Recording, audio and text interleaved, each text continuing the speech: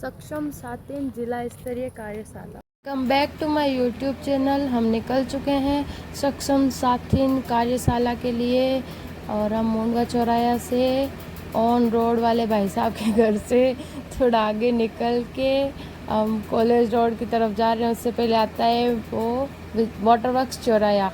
वहाँ से थोड़ा आगे जाओगे तो हमारी मेडिकल स्टोर है, कृष्णा मेडिकल स्टोर नाम से, और वहाँ पे आपको सुई, ड्रिप, बीपी, शुगर चेकअप जो भी करवाना और हर तरह की दवाइयाँ मिलती है। तो हमारे चिकलू जी आपको अच्छे से बताएंगे।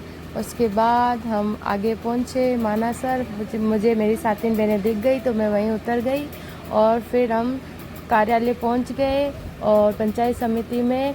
उसके बाद हमारे कुछ साथीगण आने बाकी थे तो हम उनका इंतज़ार करने लगे। वो भी आ गए, देखो पीछे आ रहे हैं। और फिर थोड़ी बड़ी बातें हुई। उसके बाद हम पंचायत समिति के अंदर गए। व्यवस्था बहुत अच्छी थी, खुला हवादार रूम था। 2 बार लाइट गई तो भी अच्छे से काम हो गया। और फिर हमें ये शीट दी गई जिसके अंदर कुछ 10 क्वेश्चन थे, उनको सॉल्व किया। और उसके बाद हमारा हुआ टी ब्रेक। चाय की व्यवस्था अच्छी थी क्योंकि ये कलयुग की जन्म कुंती है, इसके बिना कोई भी काम हमसे होता नहीं है, हाड़के जाम हो जाते हैं। और फिर हमारा हुआ एक क्या बोलते हैं इसको, प्रशिक्षण नहीं, ट्रेनिंग नहीं यार, इसको क्या बोलते हैं, मेरे को शब्द भी याद नहीं आ रहा इसका। भाई हाँ, याद आ गया। इसको एक गतिविधि करवाई गई थी जिसके अंदर हमें ये समझाया गया कि सरकार द्वारा चलाई गई योजनाओं को हमें महिलाओं तक कैसे पहुंचाना है। जिस प्रकार से इंटरेस्ट लेके हम लोग अपने घर परिवार में चुगलियाँ करते हैं ना, शादी पार्टियों में कोई बात हो जाए उसको कैसे इंटरेस्ट लेके, मज़े लेके, मिर्च मसाला लगा के प्रेजेंट करते हैं, उसी प्रकार से सरकार द्वारा चलाई जा रही योजनाओं को भी हमें प्रेजेंट करना है ताकि महिलाएं बढ़ चढ़कर भाग ले और उनको सरकार द्वारा चलाई जा रही योजनाओं का बराबर लाभ मिल सके। फिर मैडम ने भी हमें समझाया। जेब में रख दिया, फिर से ऐसे किया, फिर जेब में रख दिया, फिर आरती उतारी, फिर माला पहने, फिर टीका लगा। और वहाँ पहुँचते हाँ, ये इसलिए किसी की बात पर भरोसा नहीं करना चाहिए। बिल्कुल नॉलेज के बाद हो जाता है। जैसे सही ज्ञान ना मिलने की वजह से वो काम पूरा नहीं हो पाता है, इसलिए सही ज्ञान पहले जरूरी है।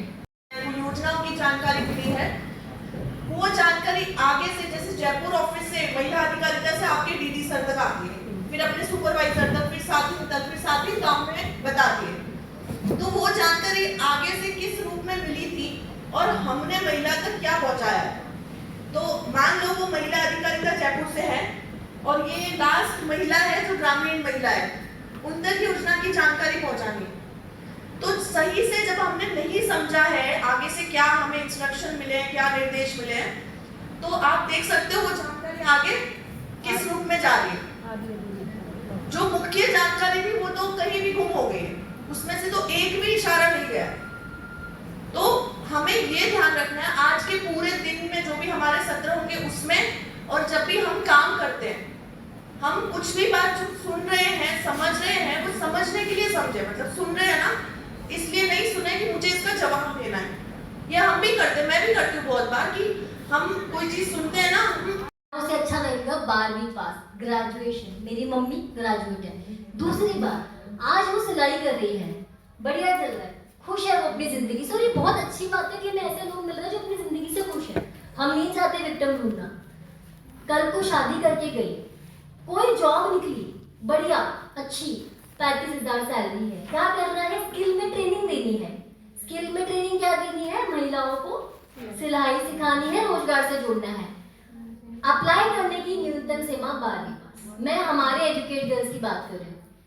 आज अगर उसमें किसी को शामिल होना होता है एज ए प्रोग्राम कोऑर्डिनेटर, हमारे साथ फील्ड के लोग हैं जो आपसे मिलते भी रहते हैं, उनसे पूछिए मिनिमम क्वालिफिकेशन उनके लिए भी है, वरना हम नहीं ले सकते। तो उसको ये बताइए, तब रिग्रेट करोगी। आज तुम्हारी कृति आयु है, जिम्मेदारी नहीं है, बच्चे नहीं है, परिवार का वैसा वाला बोझ नहीं है, तो पढ़ लोगे।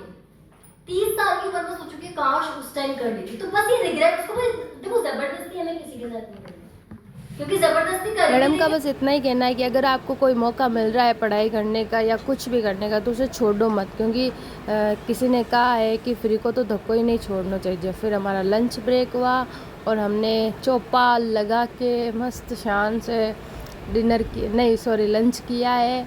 और फिर हमारा AI का सेक्शन हुआ जिसमें हमें AI के बारे में बताया गया, जैसे छोटी छोटी चीज़ें होती हैं ना कि हम Google translate, Google lens, Google forms वगैरह को कैसे यूज़ कर सकते हैं अपनी आम लाइफ में, वो सारी चीज़ें बताई गई। और फिर हमें प्रशिक्षण कार्यशाला पूर्व एक फॉर्म दिया गया जिसके अंदर हमें उनकी गतिविधियों को 5 स्टार रेटिंग और अपना अनुभव लिखना था। और 5-10 क्वेश्चन भी दिए थे, उनको भी सॉल्व किया। और AI के बारे में ढेर सारी बातें हुई, साइबर क्राइम के बारे में बातें हुई। और फिर मैं मिली अपनी मैडम से जो मुझे पढ़ाते थे। उसके बाद हमारा प्रशिक्षण कंप्लीट हुआ और हम घर की तरफ निकल लिए। और इस इंसान ने 500 रुपये खुले करवा के नमकीन ली है। और ये देखो कितने शान से अपनी बीवी के पैसे खर्च करा के, शान देखो भाई, गौर से देखिए इस इंसान को।